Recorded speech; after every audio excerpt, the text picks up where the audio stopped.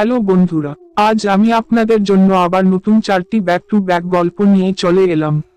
গল্পগুলো যদি আপনাদের ভালো লাগে ভিডিওতে একটি লাইক, চ্যানেলটিকে একটি সাবস্ক্রাইব করে দেবেন। আপনাদের একটি সাবস্ক্রাইব আমার কাছে অনেক দামি।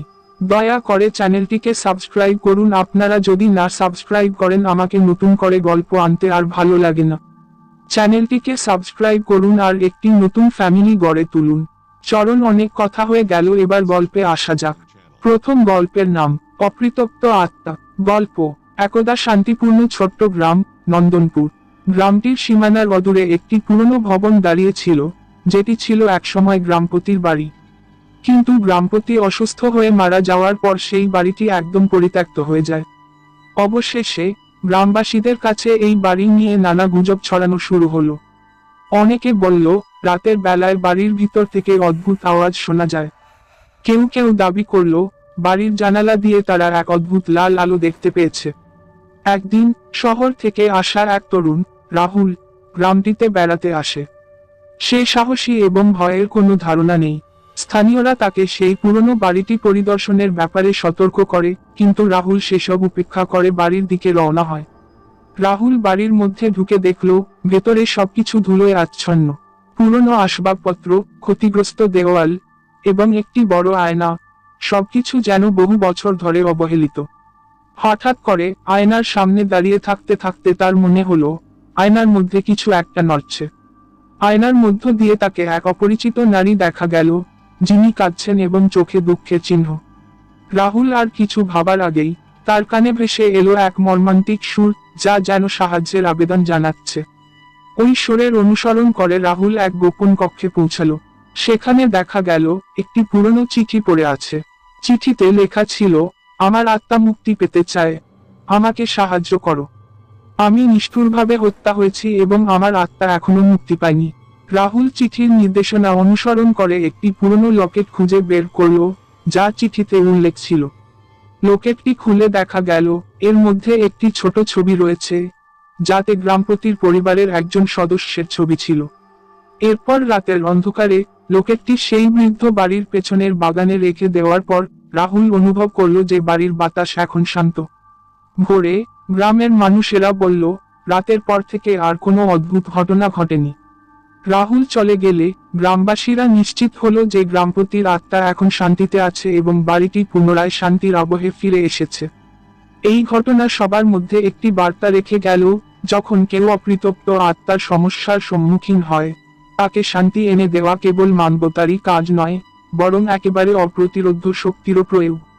দ্বিতীয় গল্পের নাম অপার্থিক শরীর। গল্প। গ্রামের পূর্ব দিকের জঙ্গলে একটি পুরনো বাড়ি দাঁড়িয়ে ছিল, যেখানে নতুন বছরের প্রথম দিনে অভিশপ্ত এক ঘটনা ঘটেছিল। এই বাড়িটির ইতিহাস ছিল অনেকটা অন্ধকার এবং গ্রামের লোকেরা বিশ্বাস করত যে এখানে কিছু অতিপ্রাকৃত শক্তির বাস। গ্রামের যুবক প্রণব সাহসী ও অনুসন্ধিৎসু ছিল। সে পুরনো বাড়িটির রহস্য উদ্ঘাটনের জন্য উন্মুখ ছিল। গ্রামের বৃদ্ধেরা তাকে এই বাড়িতে না যাওয়ার পরামর্শ দিলেও প্রণব তাদের উপেক্ষা করল এবং এক রাতে বাড়িটিতে যাওয়ার সিদ্ধান্ত নিল। রাত তখন একেবারেই গভীর। প্রণব বাড়ির দরজা ঠেলে ভেতরে প্রবেশ করল। পুরনো বাড়ির ভেতর অন্ধকার আর ধুলোর মধ্যে এক অদ্ভুত ঠান্ডা বাতাস বইছিল। প্রণবের মনোযোগ আকর্ষণ করল একটি পুরনো আয়না, যা মেঝেতে পড়েছিল। আয়নাটির অদ্ভুতভাবে চকচকে ভাঙা কাচের মধ্যে কিছু অস্বাভাবিক প্রতিবিম্ব দেখা যাচ্ছিল। প্রণব আয়নার সামনে দাঁড়িয়ে থাকতে থাকতে হঠাৎ মনে করল যে আয়নার মধ্যে তার নিজের শিবিরের রূপ পরিবর্তিত হচ্ছে। সেখানে দেখা গেল একটি সত্তা, অপার্থিক শরীরের সাথে সম্পর্কিত। শরীরটি ঝলমলে সাদা পোশাক পরা ছিল এবং তার চোখে ছিল একটি গভীর বিষণ্ণতা। প্রণব হঠাৎ অনুভব করল যে শরীরটি কিছু একটা বলতে চাইছে। সে ধীরে ধীরে আয়নার দিকে এগিয়ে গিয়ে শুনতে পেল, মুক্তি চাই, আমাকে মুক্তি দাও। অন্য একটি ঘরের পেছনের কোণে প্রণব একটি পুরনো গ্রন্থ খুঁজে পেল। গ্রন্থটিতে লেখা ছিল, এই বাড়ির অধিবাসী একসময় একটি লুকানো দ্বার নির্মাণ করেছিল, যা মৃত্যুর পরের জগতে যাওয়ার পথ ছিল। যদি কেউ এই দ্বার খুঁজে বের করতে পারে, তাহলে অপার্থিক শরীরকে মুক্তি দেয়া যাবে। প্রণব গ্রন্থের নির্দেশনা অনুসরণ করে বাড়ির নিচতলায় একটি গোপন কক্ষ খুঁজে বের করল। সেখানে একটি পুরনো পাথরের দরজা ছিল, যা সে খুলতে সক্ষম হলো। দরজা খুলতেই প্রণব দেখতে পেল একটি আলোর প্রবাহ বের হচ্ছে, যা অপার্থিক শরীরকে চিরকালীন শান্তি দেওয়ার প্রতিশ্রুতি ছিল।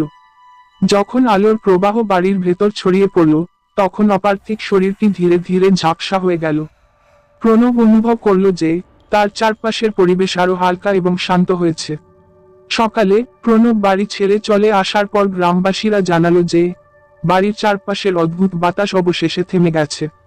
গ্রামের লোকেরা প্রণবের সাহসিকতা এবং নির্ভীকতার জন্য তাকে ধন্যবাদ জানালো। প্রণব নিজে জানল যে অতিপ্রাকৃত জগতের অন্ধকার থেকে মুক্তি পাওয়ার জন্য কখনো কখনো মানুষের সাহস আর সহানুভূতির প্রয়োজন হয়। এভাবেই পুরনো বাড়ির অপার্থিক শরীরের রহস্য সমাধান হলো এবং একটি অন্ধকার অধ্যায় অবসান পেল নতুন দিনের আলোয়। তৃতীয় গল্পের নাম রাতের শেষ ট্রেন। গল্প। বিকেলের আলো ধীরে ধীরে হারিয়ে যাচ্ছিল, আর রাত্রির গভীরতা শহরের আকাশে ছড়িয়ে পড়ছিল। নীলিমা, একজন তরুণী সাংবাদিক, দীর্ঘদিন ধরে এক রহস্যময় ট্রেনের বিষয় নিয়ে অনুসন্ধান চালাচ্ছিল। শহরের অন্ধকার পরিবেশে একটি পুরনো রেল স্টেশন নিয়ে গুজব ছড়াচ্ছিল। বলা হচ্ছিল রাতে শেষ ট্রেনের যাত্রীরা কখনোই বাড়ি ফিরে আসে না, তারা অদৃশ্য হয়ে যায়। নীলিমা নিশ্চিত ছিল যে এই রহস্যের পিছনে কিছু একটা আছে, এবং সে এটি উদ্ঘাটনের সিদ্ধান্ত নিয়েছিল। রাত্রি নেমে আসার সাথে সাথে সে স্টেশনে পৌঁছালো, যেখানে পুরনো বিল্ডিংটি এবং অদ্ভুতভাবে ঝুলে থাকা বাতির আলো তাকে এক অস্বস্তিকর অনুভূতি দিচ্ছিল। স্টেশনটি প্রায় পরিত্যক্ত ছিল, কিছু পুরনো সাইনবোর্ড আর ভাঙা টিকিট কাউন্টার ছাড়া কিছুই দেখা যাচ্ছিল না। নীলিমা হালকা আলো দিয়ে তার পথ তৈরি করছিল। রাতের শেষ ট্রেনের জন্য অপেক্ষা করার সময় সেখানে একটা রহস্যময় আওয়াজ শুনতে পেল, যেমন কেউ করজোরে কিছু বলছে। সম্ভবত ট্রেন আসতে আর কিছু সময় বাকি ছিল, তাই নীলিমা একটি পুরনো বেঞ্চে বসে অপেক্ষা করতে লাগলো। রাত গভীর হওয়ার সাথে সাথে স্টেশনের চারপাশে হঠাৎ অদ্ভুত ঠান্ডা হাওয়া বইতে শুরু করলো। স্টেশনের বাতিগুলি আরো অন্ধকার হয়ে উঠছিল, এবং সমস্ত কিছু এক অদ্ভুতভাবে অন্ধকার ও শান্ত হয়ে যাচ্ছিল। মাঝরাতে এক পাগলা ট্রেনের আওয়াজ ভেসে এলো। ট্রেনটি আসছে বলে মনে হলো, কিন্তু ট্রেনের শ্বাসবাজির আওয়াজ একেবারেই স্বাভাবিক ছিল না, এটি যেন কোনো রহস্যময় সুরে বাঁধা ছিল। ট্রেন স্টেশনে থামলো, আর দরজাগুলি খুলে গেল। নীলিমা ধীরে ধীরে ট্রেনে উঠল। ট্রেনের ভেতর সেদিন রাতের চেহারা অদ্ভুতভাবে শীতল এবং ঝাপসা ছিল। যাত্রীরা সবাই চুপচাপ বসেছিল, তাদের মুখমণ্ডল অপরিচিত এবং শীতল। নীলিমার মনে হলো তারা যেন এক অনন্য অন্ধকারে আটকে আছে।